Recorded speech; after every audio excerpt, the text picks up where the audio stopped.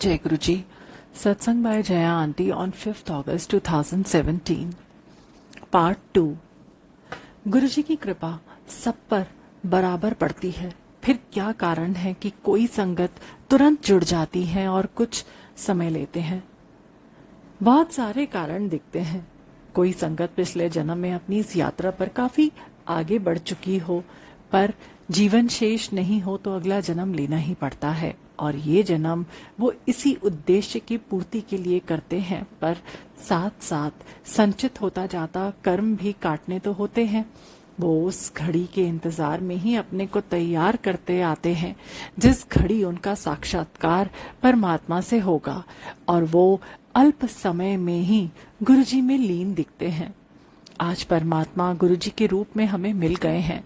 अब ना तो हमें मृत्यु का भय होता है, ना ही हमारे कर्म काटने की चिंता। गुरुजी है ना, वो देख लेंगे जो भी सही होगा हमारे लिए। इतने लोगों को जीवन दान दे रहे हैं सिर्फ कर्म कटवाने के लिए ही, तो हम भी आज नहीं तो कल वहां पहुंच जाएंगे जहां से हमें वापस नहीं लौटना होगा। गुरुजी आगे ही ले जाएंगे। संचित कर्म तो गुरुजी हटा ही रहे हैं, पर उन कर्मों से ज्यादा परेशानी हो रही है जिन्हें हम अपने कर्ता भाव से रोज के रोज इकट्ठा करते हैं। आंटियां जल्दी समर्पित होती हैं क्योंकि बचपन से उन्हें ये बताया जाता है कि कर्ता कोई और है। ये पिता, भाई, पति या बेटा हो सकता है। उन्हें तो बस उसके आदेशानुसार सब कुछ करते जाना है, और ये प्रक्रिया ताउम्र चलती है। यानी मैं भी कुछ हूँ, ये भावना बहुत कम आंटियों में आ पाती है। जैसे ही उन्हें गुरुजी की शरण मिलती है, झट से इनके सुपुर्द हो जाती हैं, क्योंकि गुरुजी पहले स्वीकार करते हैं, तब जाकर हमारी गलतियां हटवाते हैं। कभी बताते भी नहीं कि हम में ये अवगुण है, बस धीरे धीरे उसे हटाते जाते हैं।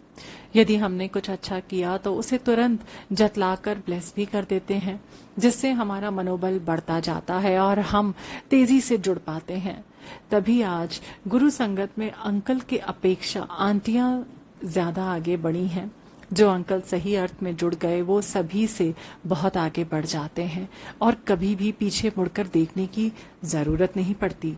आखिर क्यों हमें कर्ता भाव इतना पीछे खींच लेता है?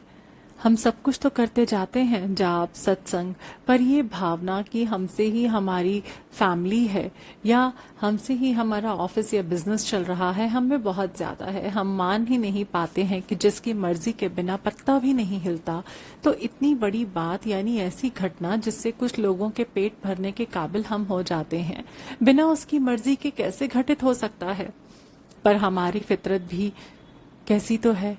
हम उससे ही भीख मांगते हैं, नौकरी की, घर परिवार की, और जब मिल जाता है तब उसके लिए हमारे पास समय ही नहीं होता। हम कहते हैं कि पहले ये काम खत्म हो जाए, अब हम आपके पास आएंगे। कभी कहते हैं कि क्या करें, परिवार तो आपने ही दिया है और परिवार की देखभाल करना सबसे ज्यादा जरूरी है। आप ही ने कहा है, पुरुषार्थ तो करना ही है। गुरुजी ने परिवार की जिम्मेदारी और लगन से निभाने को कही है। उसे छोड़कर इधर उधर सत्संग या किसी और गुरुजी के आयोजन के बहाने भटकने से मना किया है। पर ये घर परिवार के काम के साथ साथ गुरुजी को याद करने से तो मना नहीं किया। सिमरन तो हम हर काम के साथ साथ कर सकते हैं। अपने आप को प्योर, शुद्ध करने का सबसे सरल उपाय है हर वक्त अंदर चलता हुआ जाप। यही हमसे हमारे कर्ता का अहम को हटा सकता है।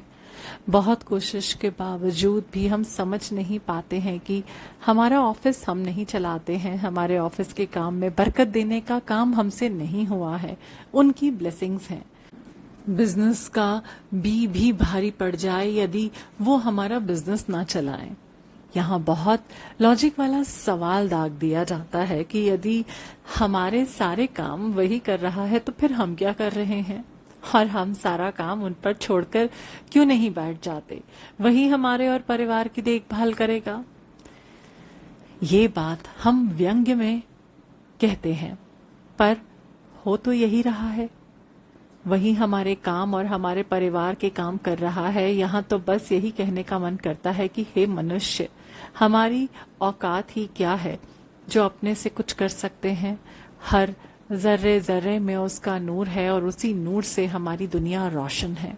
इस रोशनी को हम अपने द्वारा अर्जित रोशनी समझ बैठे हैं। गुरुजी प्रैक्टिकल करके दिखाते हैं सब कुछ, फिर भी हम कुछ बदलाव अपने सोच में लाने का यत्न ही नहीं करते हैं। सोच ही तो बदलनी है। भाव यदि अच्छे हो गए तो काम तो खुद ब खुद सुंदर होने लगेगा। जब हम कर्ता बने रहेंगे, हम उसके क्रियाकलाप में हस्तक्षेप करते रहेंगे। यही कारण है कि वो जो देना चाहते हैं वहां तक हम रुक कर ले ही नहीं पाते हैं और शिकायत करते हैं कि हमारी किस्मत ही खराब है। सभी संगत से एक बात कहना चाहूंगी कि यदि हमारी किस्मत खराब होती तो हम गुरुजी से मिले ही नहीं होते। गुरुजी तो हर बंदे की किस्मत की चाबी अपने हाथ में रखे हुए हैं, किस्मत के दरवाजे पर खड़े हैं। हमारी तरफ से देरी है। हम उन चुनिंदा लोगों में से हैं जिन्हें पार उतारना ही है, आज नहीं तो कल। हम हमेशा दूसरों की गलतियां बताकर उन्हें सुधारना चाहते हैं। गुरुजी किस तरह से हमें सुधारते हैं, ये हमें गौर करना चाहिए। प्यार से हमारी कमजोरियों को हमारी आत्मा से संदेश दिलाते हैं। अब हम फिर से कंफ्यूज ना हो जाएं कि आत्मा की बात तो समझ ही नहीं आती। यहाँ कहना चाहूंगी कि हर वक्त हम आत्मा के हिसाब से ही तो चलते हैं। ये जिम्मेदारी या नौकरी या बिजनेस हमारी आत्मा के निर्देश से ही आगे बढ़ता है। हमारी आत्मा परमात्मा से निर्देश पाती है और उसी को हमारे द्वारा कार्यान्वित करा देती है। यदि ऐसा नहीं होता तो सभी एक ही काम करते, जो काम उस देश में सबसे अच्छा माना जाता होगा, पर प्रकृति काम बांटती है कि कौन क्या करेगा, कैसे करेगा, कहाँ करेगा, किसके साथ करेगा। ये सब उसके पालन का हिस्सा होता है। प्लान हमारे कर्मों को कटवाने का, हरेक से लेन देन साफ करने का। जब तक हम नहीं समझेंगे कि सब कुछ ईश्वर द्वारा ही हो रहा है, हम सिर्फ और सिर्फ कठपुतली हैं। ये तो उनकी ब्लेसिंग्स हैं जो आज हम ये ठाठ का जीवन जी रहे हैं। ये उसकी कृपा है जो आज हम खुश रह पा रहे हैं। नहीं तो महल वाला भी रोता रहता है और लोग अपनी झोपड़ी में भी सुख की नींद सोते हैं। कर्ता भाव से निकले हम, समझ नहीं आता तो एक बार उस पर छोड़कर देखें, वो अपने आप संभाल लेगा और हमें यकीन भी दिला देगा कि वो ये कर सकता है, वो सब कुछ कर सकता है। ये हम कहते हैं पर मानते नहीं हैं। एक नेवले के भरोसे पर हम अपने बच्चे को छोड़ सकते हैं कि वो उसकी रक्षा करेगा, पर भगवान पर भरोसा नहीं बन पाता जो हर पल हमारी रक्षा कर रहा है। हम भगवान को जानना ही नहीं चाहते। वो दयालु हैं, प्यार करने वाले हैं। हम अपने कर्म को काटते होते हैं और भगवान को कोसते हैं कि वो हमें इतना कष्ट देते हैं।